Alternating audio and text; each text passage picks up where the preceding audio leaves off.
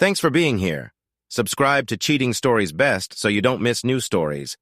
The wife who called her husband names at bachelorette parties. Look how that turned out. Enjoy the show. My name is Jerry Adams, and until recently, I was quite happy with my life. I've been married to Betsy for almost 28 years. We are both 55 years old and have a grown daughter, Amy, who was married to Jim, a good man. They have been married for 3 years and are expecting their first child. A quick history lesson about Betsy and me. We met in college and dated, but we were both working hard on our degrees and were never particularly close. We started dating and seemed to discover that we were both very compatible. 18 months later, we were married, and 2 years later, we were blessed with the birth of Amy. She was a wonderful daughter and very smart. Betsy and I have good jobs.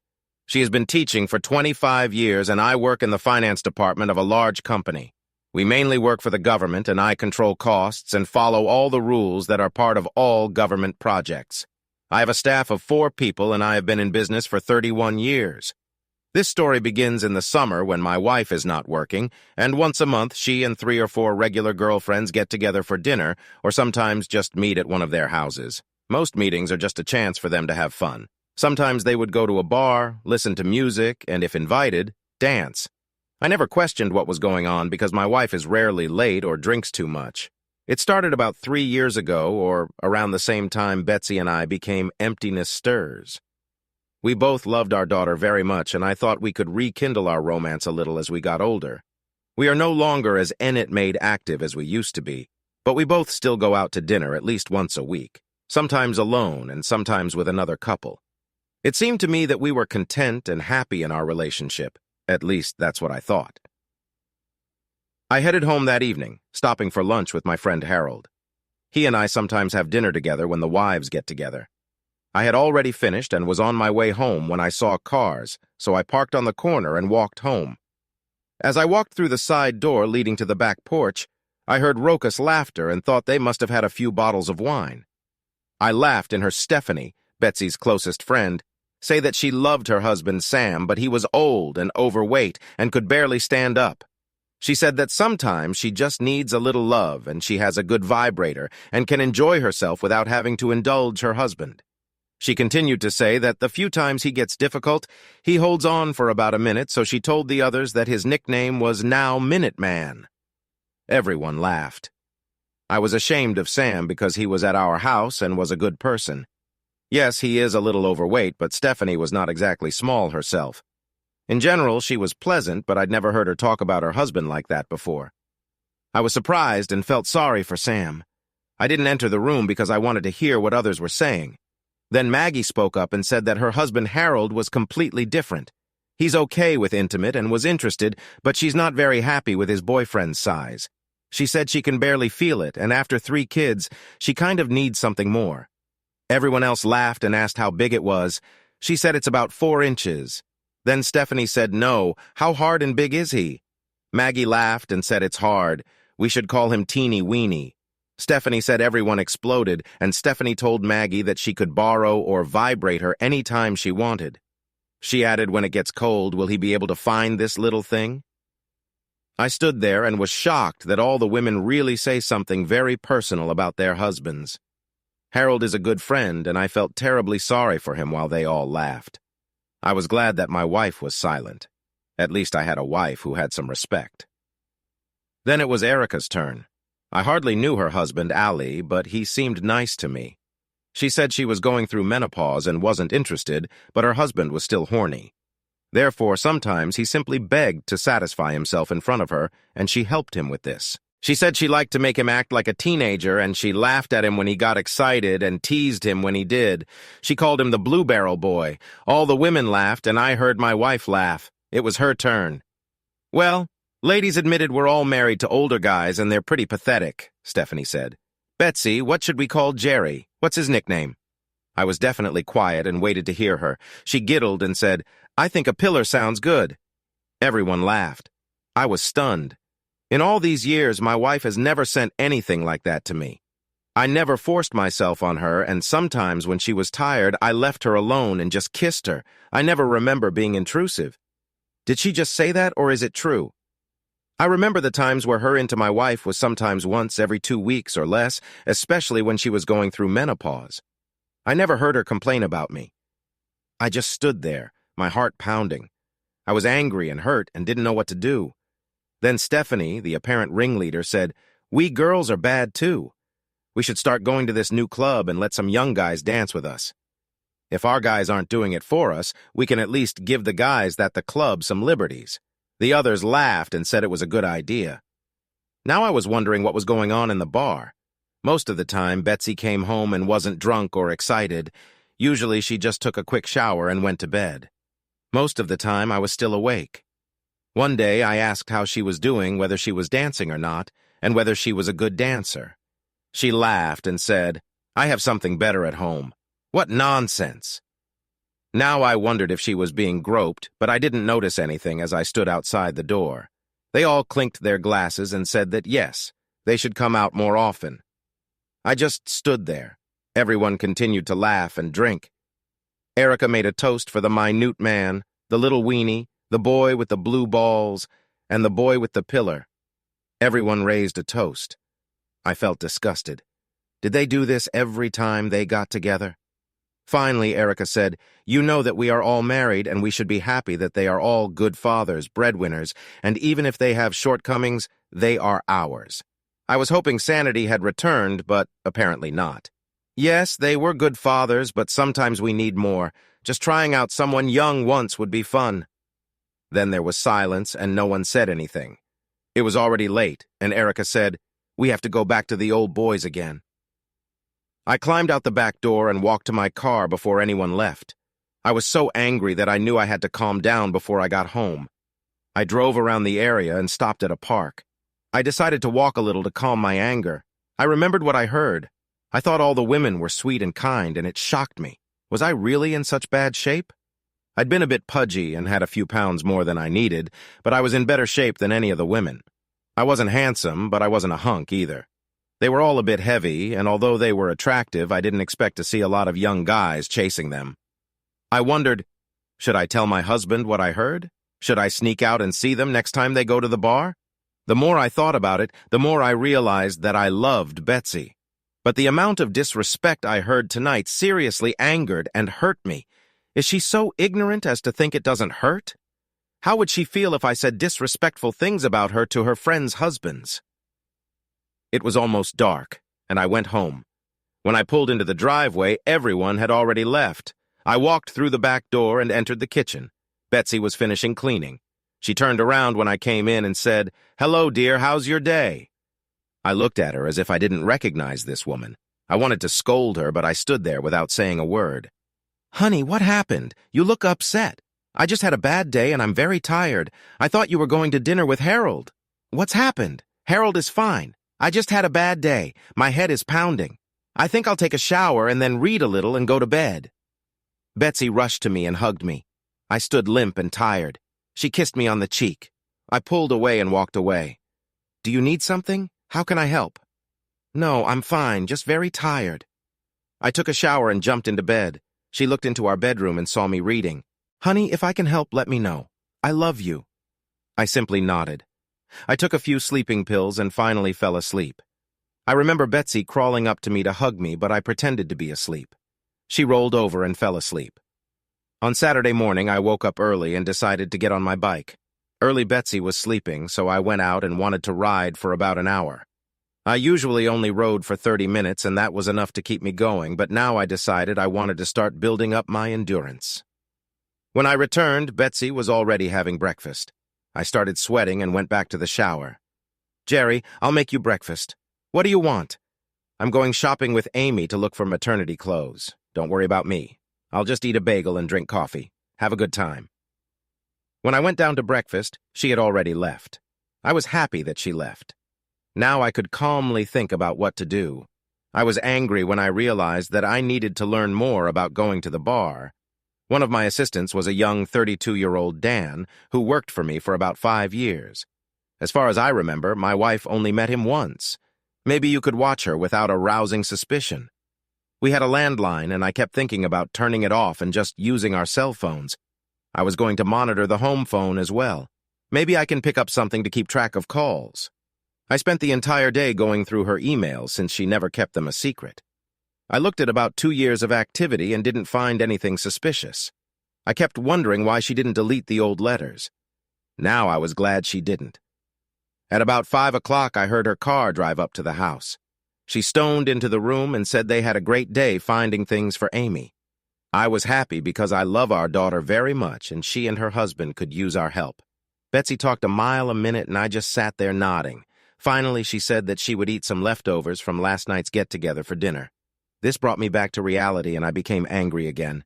I tried not to show it, but she noticed that I was silent at dinner. "Honey, can you tell me what's bothering you? I'm fine. It's work, and I hope everything will be resolved soon." She kissed me as I collected the dishes and started clearing the table.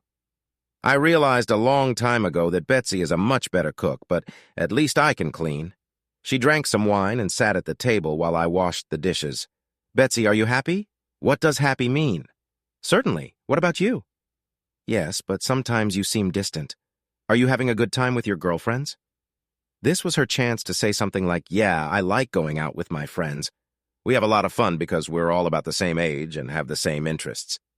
"When you go to listen to music, do you dance with other guys?" She suddenly looked up with a laugh. "Sometimes people invite me to dance, and yes, they do. It's innocent, and I never let them get too close. Are you jealous? You under guys? Do you ever feel a little nervous?" "Well, Jerry, I think you're jealous. You don't have to worry about it, darling. I'm curious because 4 or 5 attractive women sitting together can attract a lot of men. Do you slow dance with them when they ask? Jerry, what's going on? You know that I will never let anyone get too close. Do other girls dance too? If any of them ever do anything you find inappropriate, will you tell me?" Betsy looked at me strangely and said, "Jerry, I don't think any of the ladies will do anything bad. You know them all. They would never do that." I thought and said, "I have an idea. Why don't we have a picnic and invite them and their husbands?" She just shrugged and said, "I think they're all busy." "Okay, I was just asking. When will you girls get together again?" "Jerry, I wanted to talk to you about this. Stephanie has a house on a lake and thought we could all go there next weekend. Stephanie only meant wives. You're all always too busy." I turned and looked at her. "When were you going to tell me?" "I wanted to mention this last night, but you weren't feeling well. When will you leave?" "We were going to leave on Friday morning and return on Monday evening, just on the 4th of July. We usually have a party on the 4th. Are you going to miss the party?" "No, I'll be back in time for the fireworks. You'll miss everything else. Amy and Jim usually come to visit us." Betsy looked at me and realized that I was disappointed. "Jerry, I will definitely make amends when I get home. Sometimes this girl just need a break. I understand." Then I left, went to my office, and started to think. She rarely leaves, and now, after hearing all the comments from the girls about how they need something extra, I started having bad doubts. I wondered what was really going on. Later, Betsy entered the office. "Jerry, you're not angry with me, are you?" "No, I just want you to tell me everything. By the way, who's coming?" "Stephanie, Maggie, Erica, and Teresa. She works with Stephanie and is her good friend. I didn't know Teresa, but I wanted to know more about her. Teresa is the same age, and is she married? I think she's about our age, but she's divorced. That was great. My wife wants to run away for a few days to have fun with some women, and I have no idea what's going on. It's strange that you suddenly wanted to spend more time with your friends. I was hoping that we could spend some time together since I also have a day off on Monday. That's very nice. Dear, but this is the only time we can all get together. I promise that you and I can do some more before the end of the summer." As the week went by, I could tell my wife was excited about the upcoming trip. I was angry. I was going to try again and see her reaction. "Honey, how about it? Join you on Friday evening and leave on Monday morning. You will still have some time away from your husbands, but we can also spend some time together." "Jerry, for God's sake, what's wrong with you? We just need some girls-only time, okay? You have time, but you won't like it if I want to go golfing with the guys for the weekend. That's because it's too expensive, and I don't like being alone. Please, honey, try to understand that you're acting like a child." Well, this was my last attempt. Maybe she's right. Girls need time alone. I had never worried about Betsy before, but the conversation I heard made me even more worried. I was going to try to find out more. I took her phone while she was in the shower and tried to open it. She had protected it. She had never locked her phone before. I had to come up with a plan. She and I had almost identical phones, so I took her phone to work and left mine. Dan was our IT expert, and I asked him if he could help me get into her phone. He worked on it for a while, and I gave him all the possible password combinations. Finally, he found the right combination, and it was open. I looked through her messages, trying to find something I could use. I found a wealth of information. Dan tried to link her messages to my home email. I told him I really appreciated it, and he was happy to help. It appeared that Stephanie was the ringleader of this group. First, they would go to a cabin, and they planned to visit some guests, and Teresa was the event planner. The more I read, the angrier I became. My dear wife was very excited. Only Maggie thought it was a bad idea, writing. If the husbands find out, they will be furious. Stephanie just shut her down and said it would be fun, and if no one found out, no harm would come of it. My dear wife agreed. Erica said she was so excited she couldn't wait. I checked as many emails as I could. When I returned home, my wife asked if I had accidentally taken her phone. I told her yes. She blushed and said, "Why did you take my damn phone? It's private, and you shouldn't look at it." Damn you, Jerry. I looked at her as if she had gone crazy. I realized that it was your phone, and since you recently locked it, I couldn't read it. Obviously, you are doing some personal things that you don't want your husband to see. What the hell is going on? Betsy, nothing. I just don't like it when you look at my personal things. Betsy, do you have something to hide? Of course not. On Tuesday night, I slept fitfully. I decided to call my daughter and see if she knew anything. My wife and Amy talked almost every day. I called her and asked if her mother had told her about her escape. Amy said yes and seemed delighted. I asked if she had any details. Everything is fine, it's okay, she just seems a little different. Maybe it's because the baby is coming soon that she's very excited. Honey, you're right. We both can't wait. Betsy came home and immediately realized that I was unhappy. Honey, you know that I love you, right? It's a simple escape, and I'll be very glad to see you when I get back on Monday. I smiled and said I hope so. On Thursday, I got up early and went to work. I decided to check her messages. Stephanie kept telling the girls that it would be so much fun, but she didn't say what they were going to do. Teresa was the only one who arranged everything. I went to talk to Dan again and showed him some of the emails. I was curious if there was any way to access the other emails. Dan looked at the letter and said to me, "Who is Teresa?" "I don't know. Someone works with Stephanie." A white smile appeared on his face. "She is my sister.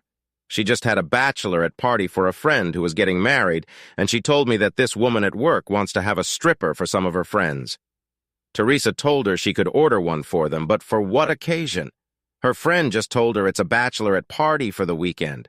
Dan must have noticed how pale I was. "Jerry, don't worry. I'll figure it out."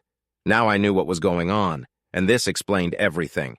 My wife was going to have a stripper, and now I wanted to know how far it would go. It's one thing to go to a strip club, but it's another thing entirely to go to a private party. I continued to read Betsy's messages and emails. Betsy mentioned that I was starting to get angry. Stephanie wrote, "Tell the pillar after this weekend that he better be nicer to you because you won't need him if he misbehaves." This made me so angry that I was ready to hit the wall. I urgently developed a plan. Amy called me after lunch and said she was talking to her mom. She said she just needed to leave. Amy asked her what was so important about this weekend that she would miss her family's 4th of July. Betsy said she just needed to be with the girls and not worry. Amy also told her that she thought I was feeling depressed and maybe she should be around more. Her mother told her that she needed this to happen and she would make it up to me when she returned home. On Thursday, I decided to call all the husbands. First, I called Harold and asked if he had noticed that Maddie was acting strange. He said she seemed worried. He thought she might just be feeling under the weather, but she was excited about the weekend. Dan called me back and spoke with his sister, Teresa. She contacted a stripper who was performing at the party. This was the same stripper that Stephanie hired. I called the husbands and asked them to meet me on Friday night, but not to mention this to their wives. Sam and Allie didn't know me that well and said they just wanted to relax at home alone.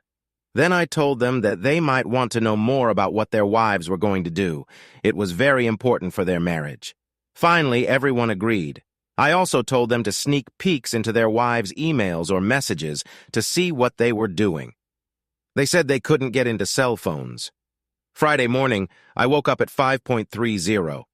Betsy was sleeping, and I went to check her bags to see what she had packed. I didn't find anything unusual. I kept checking her emails and messages. Stephanie said she really wanted to see what Teresa had done, but she refused to tell the others what it was. Betsy was supposed to leave at 8. The trip only took about 2 hours, but they wanted to leave early and lie in the sun as soon as possible. I took the day off, but she didn't know about it. I was having breakfast and finally heard the shower.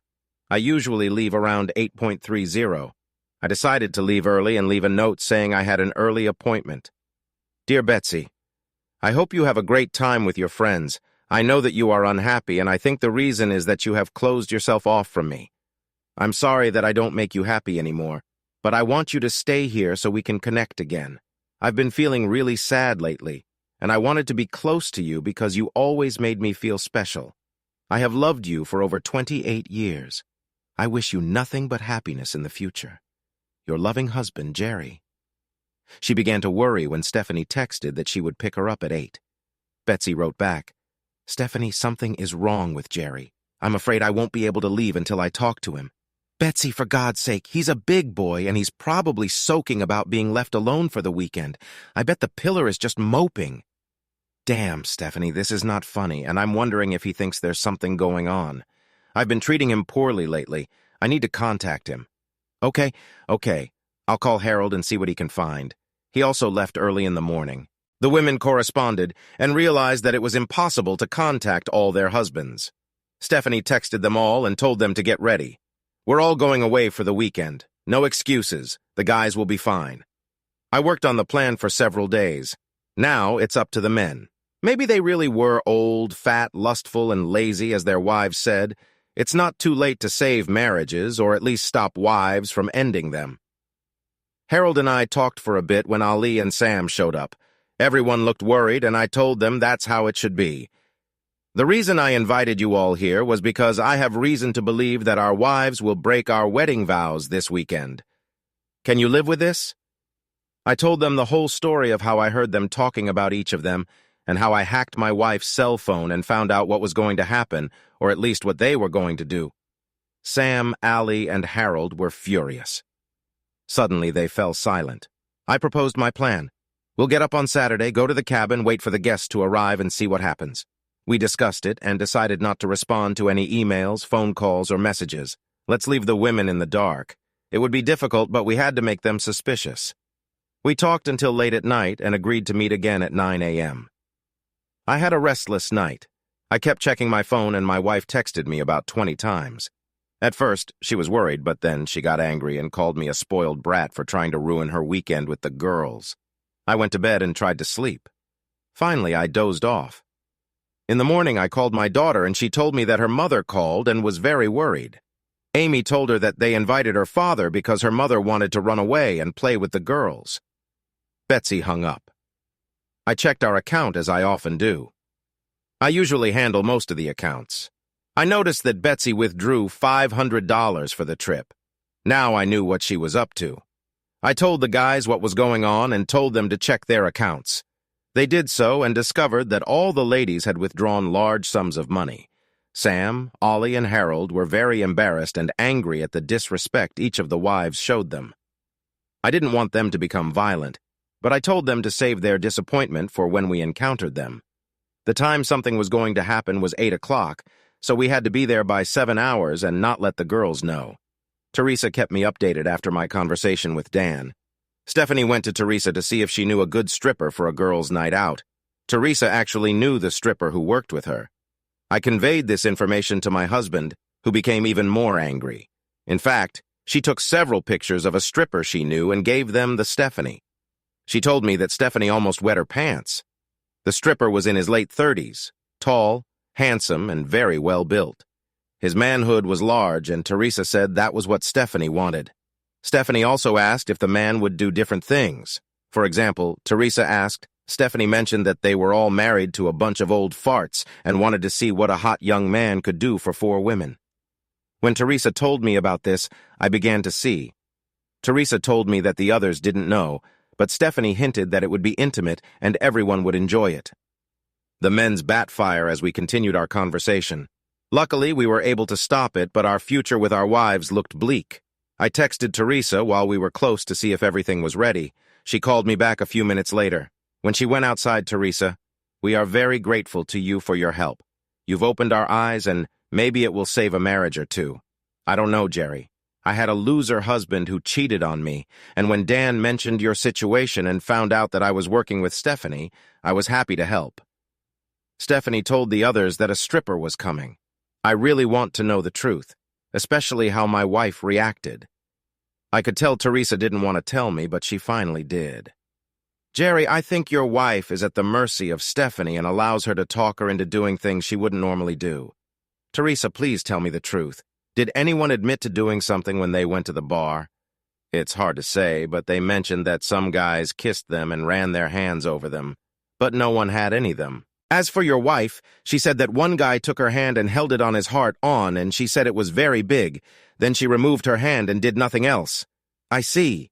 They know what will happen. Stephanie told them that if we like a big man's instrument, then wait until we all see and feel in an action. He's going to entertain us all and maybe we can help him with that. I have to go. They think I'm talking to a stripper. What she said and did wasn't that bad. I hope you understand that Stephanie is the bad one. Thank you, Teresa. Without you, we would all be ignorant cockles. Bye." When I told them what she said, they got angry. We were already close to the hot. We stopped, and I was the representative and was going to tell the wives what we had decided. I texted Teresa that we would be there in 10 minutes. She answered, "Fine. They are just finishing dinner." It was 7:30 p.m. The hot is located on a small hill overlooking a beautiful lake. Sam told me it has been in his family for 3 generations. The cabin was rustic but nice, and the view was spectacular. The nearest neighbor was half a mile away. We walked down the dirt road and stopped a few hundred yards behind. We got out and headed towards the hut. We heard women talking. They must have been standing on the back porch of the cabin looking out over the lake. Sam opened the front door and we all went inside. The women had not yet seen us. They were sipping wine and talking. Sam opened the back door and the conversation stopped. All the wives turned pale. "Hi," Sam said and smiled, and they all stood stunned. Finally, Stephanie spoke up. "Sam, what the hell are you doing here? It's a girls' weekend. We were planning to go somewhere. Before you go, come into the house. I want you to meet my friends, ladies. I'd like to introduce you to Blue Ball Boy, Tiny Weenie Boy, Pillar Boy, and, of course, Minute Man. Is that right?" he asked, turning to his wife. Stephanie was speechless, which was wonderful. I spoke next. "Please sit down and relax. We need to discuss something." Betsy started to say something, but I cut her off. "No," she sat down and cried. Maggie looked like she'd seen a ghost, and Erica had PTSD. "We wanted to discuss something first, and then you can talk." I turned to Teresa and said, "Wow, you must be Teresa. You're wonderful. My wife says you are the same age as her. How old are you?" Teresa feigned surprise and said, "I'm 34. Obviously, my wife is either blind or lying, right, Han?" I winked. The women looked very nervous as it was about 750, and they thought a stripper was coming and looked at their watches. Erica finally found her voice and said, "Let's all go somewhere to eat." I laughed.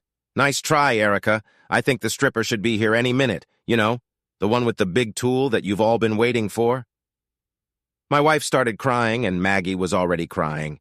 Harold couldn't hold back any longer. "Maggie, you fallen woman, how could you humiliate me in front of your friends and discuss my size? I'll buy you a baseball bat and it will help make you happy." Ali was next. "Erica, you are so special. I've loved you for many years and now all I see is betrayal on your part. Thank you for telling others that I need you. I don't just want a knitmate, I want you. Well, not anymore. You speak of me as a grinning, submissive weakling. Well, you then." Sam added, "Stephanie, you're disgusting. Most of these women's actions were triggered by your own self-esteem issues. You are the instigator of almost everything that happened. I thought I loved you, but you made it impossible. After our divorce, you can continue to live your life as an old, fallen woman looking for larger sizes than men. By the way, your 5th place does look big in those pants. And honestly, if you get any bigger, they should tie ropes to you so you can march in the Macy's Thanksgiving Day Parade." Finally, I said, "My dear Betsy, you also managed to burn bridges behind you. You lied and deliberately hurt me for fun. You won't find me so disgusting when I have a pillar in the future because you will never see, feel, or touch it. I'm sorry that I loved you for 28 years and found you attractive.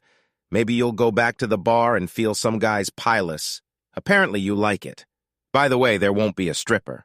We stopped that as soon as we found out about it. Don't worry how we found out, but we did. Honey, I hope that the $500 you took out of our account you can use to find somewhere else to live, or you can go and look for a stripper.